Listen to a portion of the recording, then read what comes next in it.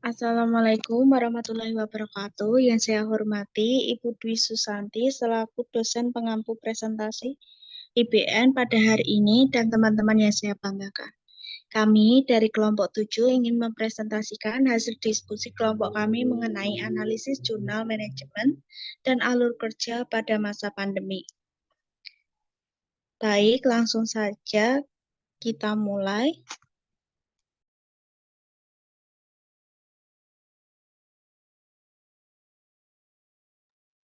Baik, yang pertama latar belakang coronavirus diseases 2019 atau COVID-19 adalah penyakit menular yang disebabkan oleh coronavirus baru yaitu SARS-CoV-2 dengan tingkat penularan yang sangat tinggi dalam beberapa bulan telah menyebar hampir ke seluruh dunia dan ditetapkan sebagai pandemi global. Rumah sakit menjadi salah satu tempat yang paling rentan terinfeksi COVID-19 karena merawat pasien COVID-19. Rumah sakit menjadi klaster penularan COVID-19 terbesar dan selalu mengalami peningkatan. Mutu pelayanan medis rumah sakit perlu ditingkatkan secara terencana dan berkeseimbangan sesuai standar. Karena rumah sakit adalah tempat fasilitas pelayanan kesehatan rujukan bagi penanganan COVID-19. Next, Mbak. Baik, untuk selanjutnya adalah mekanisme penetapan pandemi. Mekanisme penetapan pandemi berawal dari terdeteksinya gejala peradangan paru-paru atau pneumonia di Wuhan. Setelah menyebar luas lebih dari 279 negara termasuk Indonesia. Sejak kasus pertama diumumkan, lonjakan pasien positif terus meningkat, sehingga Presiden Joko Widodo menetapkan COVID-19 sebagai bencana non-alam berdasarkan keputusan Presiden nomor 12 tahun 2020 tentang penetapan bencana non-alam penyebaran coronavirus disease 2019 atau COVID-19 sebagai bencana nasional wilayah Indonesia. Dalam menangani penyebaran kasus COVID-19 yang berada di Indonesia, pemerintah mengambil sebuah kebijakan-kebijakan baru. Salah satunya dengan menetapkan protokol kesehatan dengan selalu menjaga kebersihan tangan, dengan melakukan mencuci tangan dengan sabun, dan menjaga jarak minimal 1 meter atau social distancing. Next, Mbak.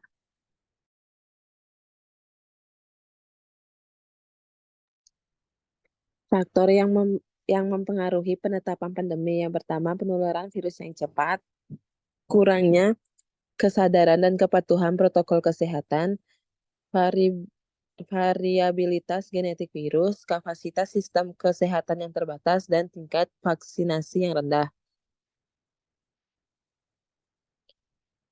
Pengaturan alur layanan pada pasien dengan penyakit pandemi. Alur pasien langsung ke rumah sakit atas permintaan pasien sendiri dan tanpa perjanjian. Yang kedua, melalui rujukan dari fasilitas kesehatan tingkat pertama FKTP atau fasilitas kesehatan rujukan tingkat lanjut FKRTL, kemudian melalui registrasi online dan screening.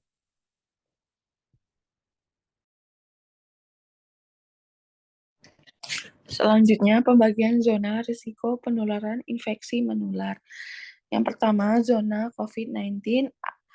A. Area pelayanan seperti area rawat jalan khusus COVID-19, area IGD khusus COVID-19, area rawat inap khusus COVID-19, area ruang isolasi khusus COVID-19. B. Area penunjang, area laboratorium khusus COVID, area radiologi khusus COVID-19, area bagian gizi khusus COVID-19, area kamar jenazah, area pengolahan limbah rumah sakit. Yang kedua, zona non-COVID-19. Area administrasi, ruangan manajemen rumah sakit, ruangan pertemuan, ruangan pendaftaran. B. Area pelayanan, area rawat jalan non-COVID-19, area IGD non-COVID-19. C. Area penunjang, area laboratorium non-COVID, area radiologi non-COVID-19.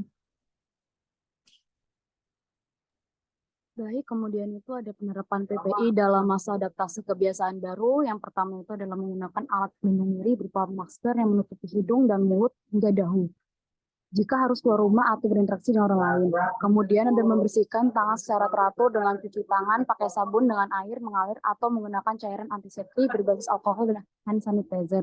Kemudian menjaga jarak minimal 1 meter dengan orang lain. Dan meningkatkan daya tahan tubuh dengan menerapkan perilaku hidup bersih dan sehat PHBS.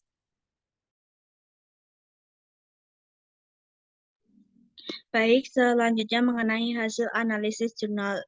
Untuk yang pertama, judul jurnal kami yakni Analisis Pelaksanaan Kebijakan Pelayanan Kesehatan pada Masa Pandemi COVID-19 di RS Ayani Surabaya. Untuk penulisnya, Firda Rahayu Kusumawati, Satria Wijaya, Novera Herdiani, Akasyekti Pulih Asih.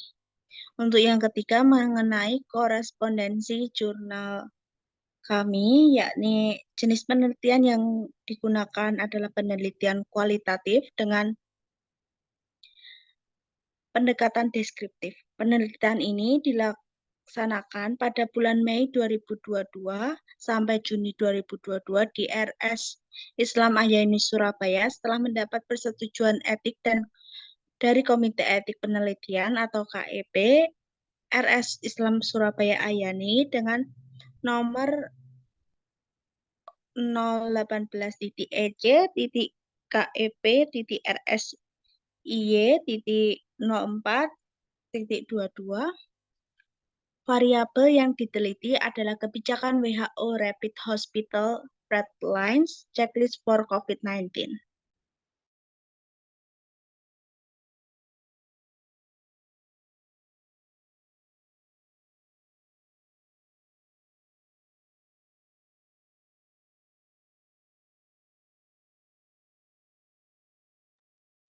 Untuk yang nomor 6, populasi dan jumlah sampel. Baik, selanjutnya tujuan. Penelitian ini bertujuan untuk mengetahui pelaksanaan kebijakan pelayanan kesehatan pada masa pandemi COVID-19. Tujuan lain dari penelitian ini juga untuk menganalisis implementasi kebijakan pelayanan kesehatan pada masa pandemi COVID-19 di RSIA Ayani Surabaya berbasis 12 indikator WHO. Kemudian yang kelima, desain penelitian metode. Jenis penelitian yang digunakan adalah penelitian kualitatif dengan pendekatan deskriptif.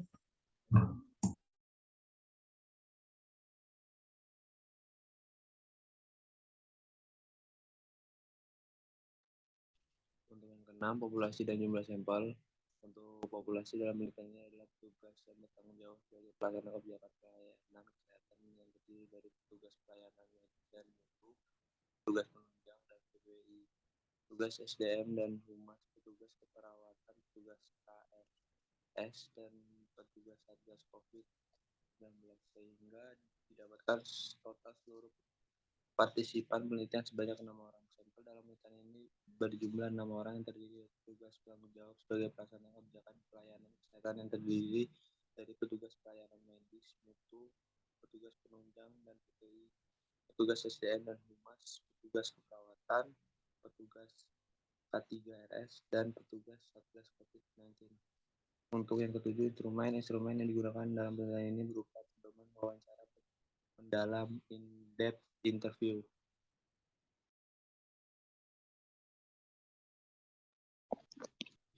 Baik, selanjutnya mengenai hasil analisis jurnal. Rumah Sakit RS Islam Ayani Surabaya telah tersedia tim bencana COVID-19 dan memiliki program penanggulangan bencana COVID-19 yang disebut Disaster Plan COVID-19 yang telah melakukan koordinasi dan komunikasi dengan tim Satgas, memiliki ruang posko Satgas, serta memiliki mekanisme koordinasi ke pusat daerah. Berdasarkan indikator surveillance dan manajemen informasi di RS Islam Ayani Surabaya, tidak tersedia SPO tentang pengumpulan, analisa, dan diseminasi data COVID-19 sehingga belum dilakukan analisa dan diseminasi data dan kasus COVID-19.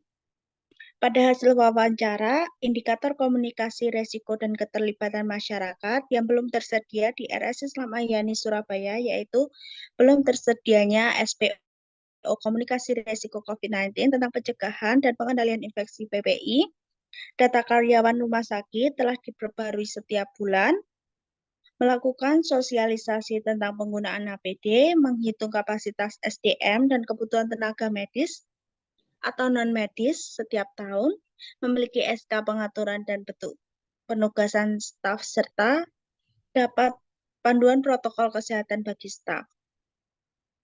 Staf RS telah dilatih untuk screening dan pelaporan tepat waktu terkait COVID-19. Kemudian tersedia sistem komunikasi dan pemantauan terkait COVID-19 dan prosedur triase di IGD, serta laboratorium, dan sudah terdapat poster tentang APD serta protokol kesehatan di RS. Baik, untuk kesimpulannya, penerapan kebijakan pelayanan kesehatan pada masa pandemi COVID-19 telah dilakukan dengan baik dan optimal, sesuai dengan WHO Rapid Hospital Readiness Checklist for COVID-19. Indikator-indikator yang tertuang dalam kebijakan telah dilaksanakan oleh rumah sakit sebagai bentuk upaya dan kesiapan menghadapi pandemi COVID-19 dalam memberikan pelayanan kesehatan.